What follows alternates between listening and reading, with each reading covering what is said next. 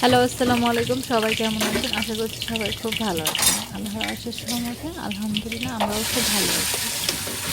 তো আজকে রেগুলার যে ব্লগগুলো থাকে আজকে তেমন একটা ব্লগ নিয়ে আসলাম। আজকে হচ্ছে টুকিটাকি রান্না বাড়ার ব্লগ। শাশুড়ি বউ মিলে কিছু রান্না বান্না করছি, সেটাই আপনাদের সাথে শেয়ার করছি। তো আমি শাকটা বাগার দিয়ে নিচ্ছি, এটা বথিয়া শাক না কি বলে সেটা, আর হচ্ছে ডাল রান্না করলাম। আর এখানে মাছটা ভালো করে ধুয়ে ঘষে নিচ্ছি।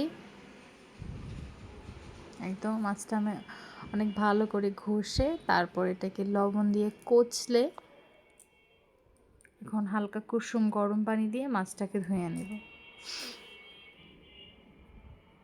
ভালো করে মাছটাকে ধুয়ে মশলা মেখে, মশলাটা মাখা আপনাদের দেখাইনি, তো এখন ভালো করে ভেজে নিব। এই তো এটা এখন ডালটাও এখানে হয়ে আসছে, এখন ডালটাকে বাগার দিব। এটা ছিল যে মাসকলাইয়ের ডাল দিয়ে কি বলে মাছটার নাম আমি সঠিক, শোল মাছের মাথা দিয়ে মাসকলাইয়ের ডাল রান্না করেছি। তো এখন আমার শাশুড়ি ডালটাকে বাগার দিচ্ছে।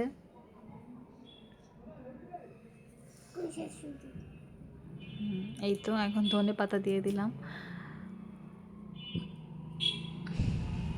আর এই তো এখন তরকারি বসানো হচ্ছে। এখানে হচ্ছে ডাঁটার তরকারি, কই মাছ দিয়ে ডাঁটা, আলু, টমেটো দিয়ে তরকারি হচ্ছে। তো এখানে দুটো তেজপাতা দিছে, পেঁয়াজটাকে ভেজে লবণ দিয়ে ভেজে নিছে। এখন পরিমাণ মতো আদা রসুন দিয়ে দিছে। এই তো হলুদ মরিচ সব কিছু দেওয়া, হলুদটা আর কি দেখানো হয় না, অফ স্ক্রিনে হয়ে গেছিলো। হলুদ মরিচ টমেটো আর একটা আলু দিছে এখানে, দিয়ে তারপর কষিয়ে নিছে। এখন ডাঁটা আলু যেগুলো কাটা ছিল সেগুলো দিয়ে দিছে।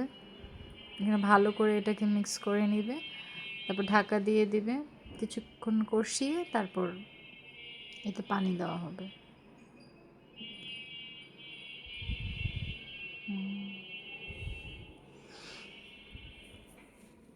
এই তো পানি দিয়ে দিছে।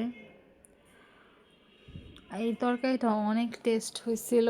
কই মাছের তো দেশি কই মাছ ছিল, অনেক মজা হয়েছিল। আর এটা হচ্ছে এখন তরকারিটা হয়ে গেছে, এখন জিরা গুঁড়া দিল, তারপর এখন মাছগুলা দিয়ে দিবে। মাছগুলা দেওয়ার পর তারপর ধনে পাতাগুলো অ্যাড করে দিবে। এই তো রান্না প্রায় কমপ্লিট, তো রান্না হয়ে গেছে। সবাই ভালো থাকবে।